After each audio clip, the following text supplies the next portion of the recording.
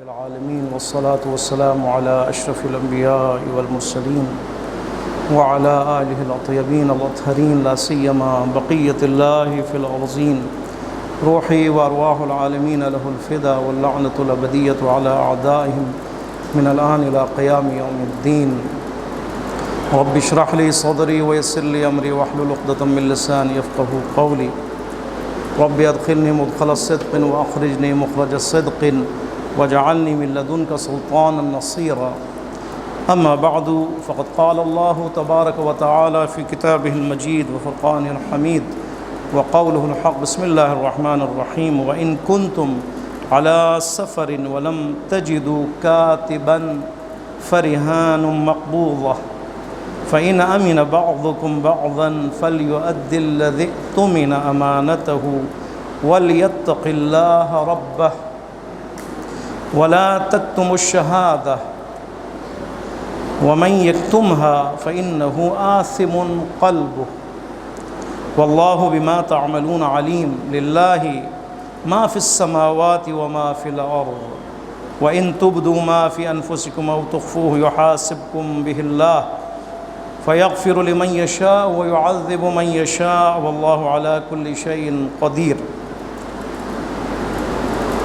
بہت ہی مبارک دن، بہت ہی خوشیوں بھرا دن، ولادت امام ہشتم امام رضا علیہ السلام کا دن آپ سب کو بہت بہت مبارک ہو۔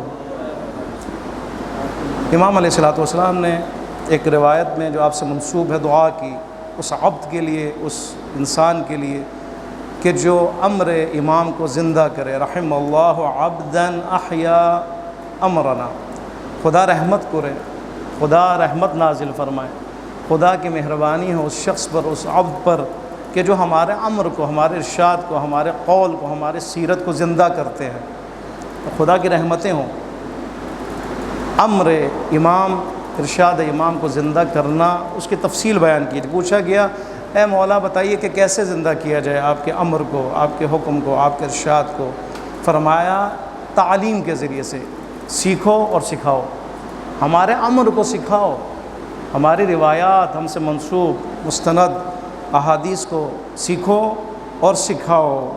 اگر لوگوں کو پتہ چلے کہ ہمارے کلام میں کتنی کشش ہے، کتنی جذابیت ہے، اس میں جو حقائق ہے وہ لوگوں کو اگر پتہ چلے، ٹھیک ہے، اس میں جو اسرار ہے لوگوں کو پتہ چلے، لوگ اتباع کریں گے، ضرور اتباع کریں گے۔ بس اتباع ہے اصل میں۔ امر امام کو، امر معصوم کو زندہ کرنے سے کیا مراد ہے؟ سیکھنا، سکھانا، اور کیسے سکھایا جائے؟ مثلا صرف علماء کا کام تو نہیں ہے نا، آپ نے سیکھا، ابھی سیکھنے کے بعد سکھائیں گے۔ کیسے سکھائیں گے کہ اس امر کی، یہ جو امر ارشاد ہے، جو کلام ہے، اس کی جذابیت کو لوگوں کے سامنے بیان کیا جائے۔ جذابیت کیسے معلوم ہے؟ اس کے حقائق معلوم کیا جائے، اس کے الفاظ کو بیان کیا جائے، اس کی تبیین کی جائے، اس کی وضاحت کی جائے، اس کی صحیح معنوں میں تشریح کی جائے، اس کے پیغام کو اگر صحیح معنوں میں اس کے روح کے ساتھ اگر پہنچایا جائے تو اس میں جذابیت ہے، ٹھیک ہے، اس میں مقناطیسیت ہے، لوگ اس کی طرف جذب ہوں گے۔ اگر بیان کرنا نہ ہے تو ظاہر اس میں جذابیت نہیں ہوگی۔ امام کے کلام میں جب جذابیت ہے تو آپ غور کریں کہ کلام خدا میں کتنی جذابیت ہوگی، ٹھیک ہے۔ اگر امام معصوم جو مخلوق خدا ہے، امام فرماتا ہے کہ ہمارے کلام میں جذابیت ہے، محاسن کلامنا، ہمارے محاسن اور اس کی خوبصورتی اگر وہ معلوم ہو جائے تو لوگ جذب ہوں گے، اطاعت کریں گے، اتباع کریں گے۔ آپ بتائیں وہ کلام مولا، کلام خدا، کلام الہی، کلام خدا، کلام خالق، اس میں کتنی جذابیت ہوگی؟ البتہ کلام معصوم میں جو جذابیت ہے اس کا جو فلسفہ یہ ہے کہ ہے ہی وہ تبیین قرآن ہے۔ کلام معصوم وہی تبیین قرآن ہے، تفسیر قرآن ہے، تشریح قرآن ہے۔ مقصد کیا ہے؟ کلام خدا کو سمجھنا، ٹھیک ہے۔ اگر آپ معصوم پیغمبر خدا صلی اللہ علیہ وآلہ وسلم جتنی بھی روایات ان کو اگر دیکھیں، اس کا ہدف کیا ہے؟ قرآن کو سمجھانا ہے، تفسیر قرآن ہے، تشریح قرآن ہے۔ اور ہمارا مقصد بھی یہی ہے۔ ہم نے جو سلسلہ شروع کیا الحمدللہ کچھ سالوں سے، اور سورہ بقرہ اگلے انشاءاللہ ہفتے میں اپنے اتمام کو پہنچے گا آپ کے تعاون سے۔ اس کا ہدف یہی ہے کہ امام کے کلام کے ذریعے کلام الہی کا تشریح کی جائے، وضاحت کی جائے۔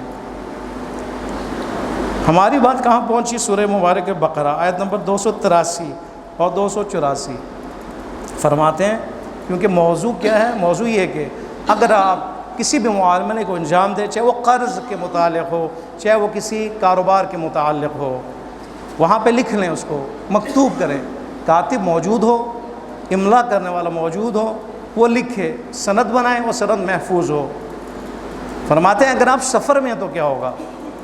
اگر آپ سفر میں ہیں تو وہاں تو کاتب نہیں ہے نا، وہاں پہ پڑ گیا، ضرورت پڑ گیا، آپ کچھ لکھیں، لکھ کے اس کو سند بنائیں، محفوظ کریں، ایک معاملہ انجام پائے سفر کے اندر۔ فرماتے ہیں وَإِن كُنتُمْ عَلَىٰ سَفَرٍ، اگر آپ سفر میں ہیں، وَلَمْ تَجِدُوا كَاتِبًا، اور آپ کاتب نہیں پاتے، کاتب موجود نہیں ہے، فَرِحَانٌ مَقْبُوضَةٌ، فرماتے ہیں اس وقت کیا کریں؟ رہن آپ لیں، رہن دیں، یعنی جو قرض دے رہا ہے اس کو ضمانت کے طور پر گروی چیز دیں، کہ وہ اس کے پاس گروی رکھیں، آپ اس سے پیسے لینا چاہیں، جو لینا چاہیں لیں، جب آپ واپس کریں اس قرض کو تو وہ گروی جو دی ہے وہ آپ واپس کریں، ٹھیک ہے؟ فرحان مقبوضہ، رہن دیں، گروی چیز دیں۔ سیرت رسول خدا بھی یہی ہے، سیرت رسول خدا یہی ہے کہ آپ نے کسی غیر مسلم سے کچھ پیسے اور رقم لیے، آپ نے اپنا ذرہ اس کو گروی کے طور پر دیا، ٹھیک ہے؟ رسول خدا کی سیرت ہے۔ سیرت آیتوں میں یہ سیرت کلام، سیرت خود رسول خدا جھلکتی ہے، وہاں پہ موجود ہے۔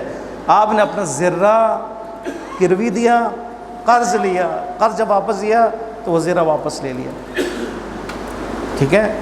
اصل میں کیا اطمینان ہے، یعنی وہ معاملہ مطمئن ہو، اس میں اعتبار ہو، طرفین اعتبار کریں، مطمئن ہو جائیں کہ دغا نہیں ہوگا، دھوکہ نہیں ہوگا، کرپشن نہیں ہوگا، جھوٹ نہیں بولا جائے گا، ٹھیک ہے؟ جتنی باتیں ہوئی، تین چیزیں تھیں نا، کاتب موجود ہو، لکھے، تاکہ مطمئن ہو جائیں دو طرف، لکھا ہوا مکتوب شکل میں موجود ہو، ریٹن حالت میں سند موجود ہو، یا شاہد ہو، شہادت دے، وہ بھی اطمینان کی خاطر ہے۔ یا اگر سفر میں ہوں تو کیا کریں؟ گروی رکھیں۔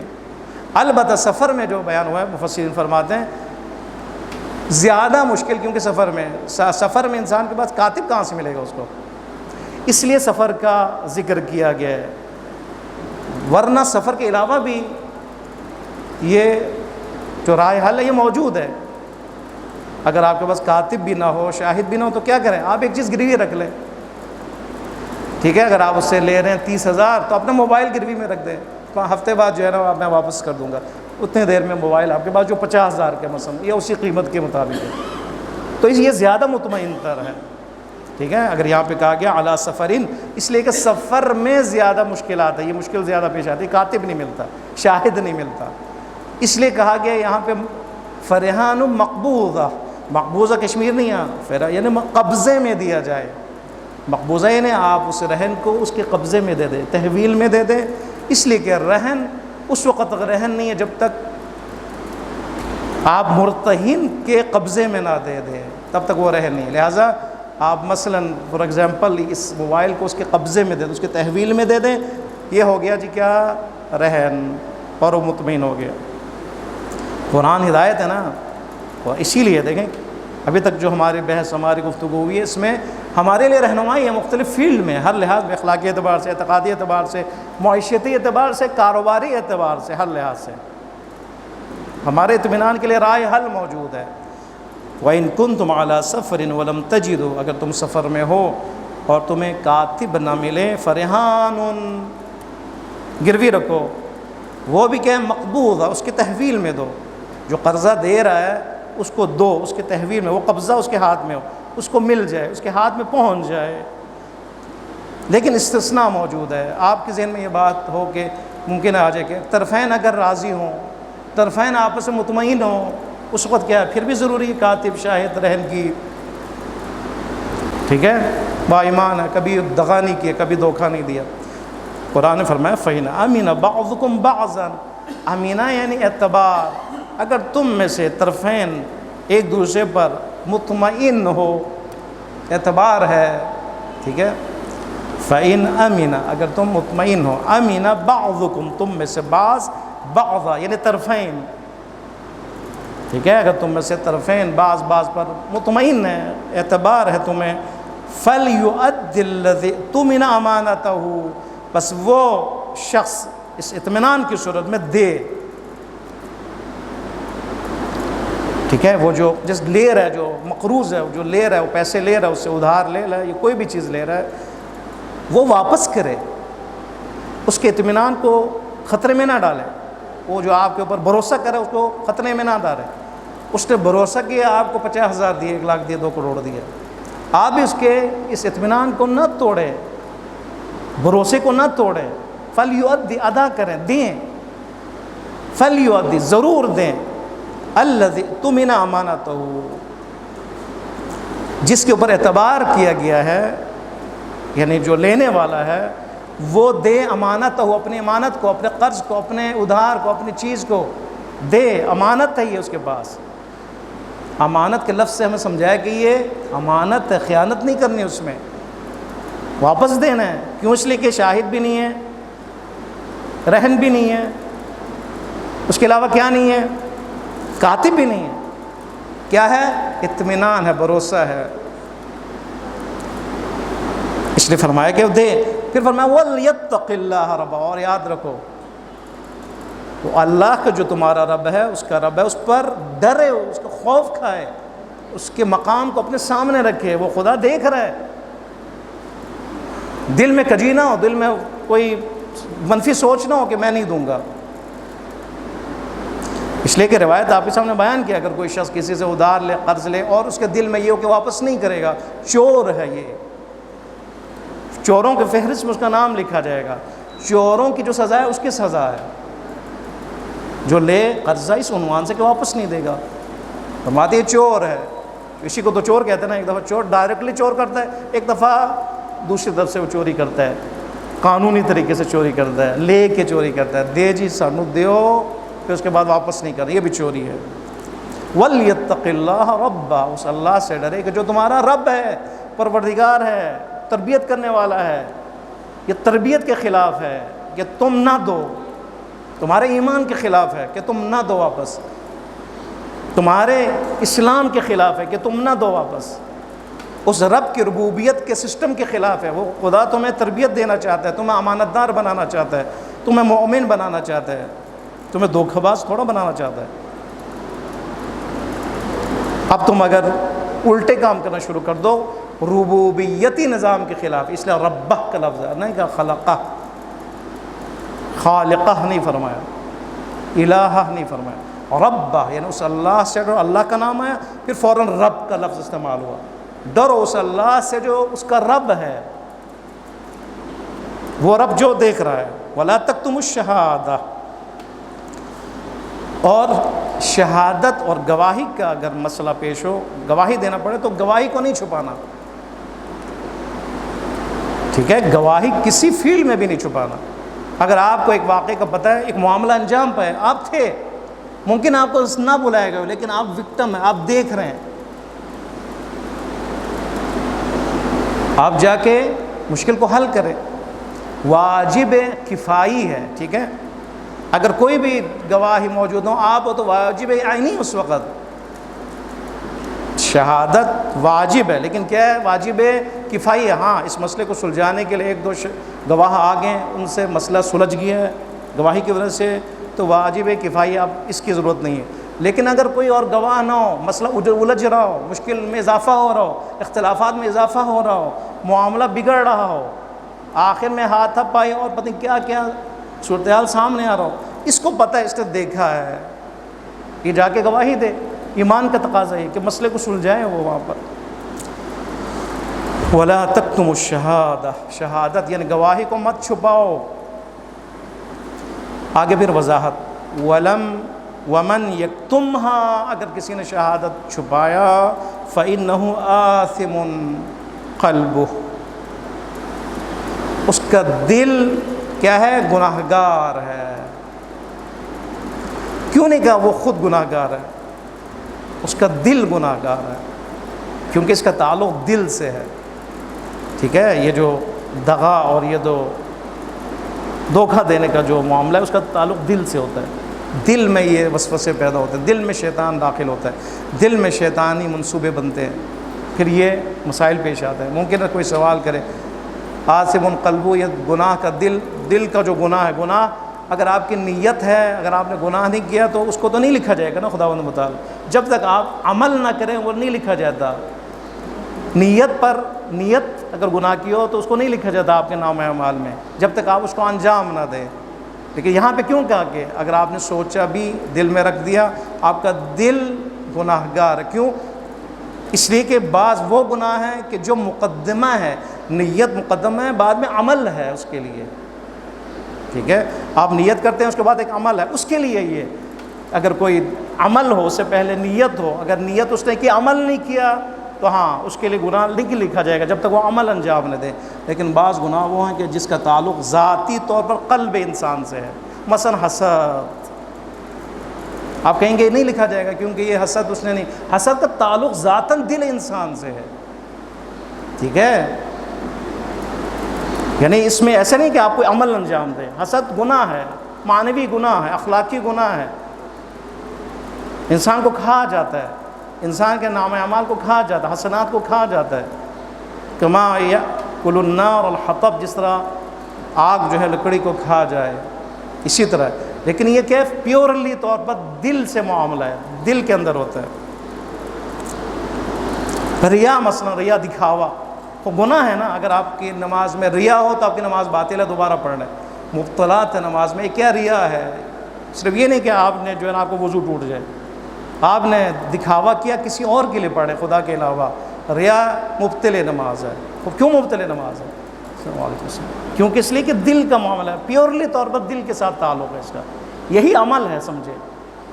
قلبی سوچ یہی عمل ہے، چاہے وہ ریا ہو، چاہے وہ حسد ہو، چاہے وہ کتمان شہادت ہو۔ کتمان شہادت کو چھپانا، اس کا تعلق قلب سے ہے، لہٰذا یہ خود گناہ ہے۔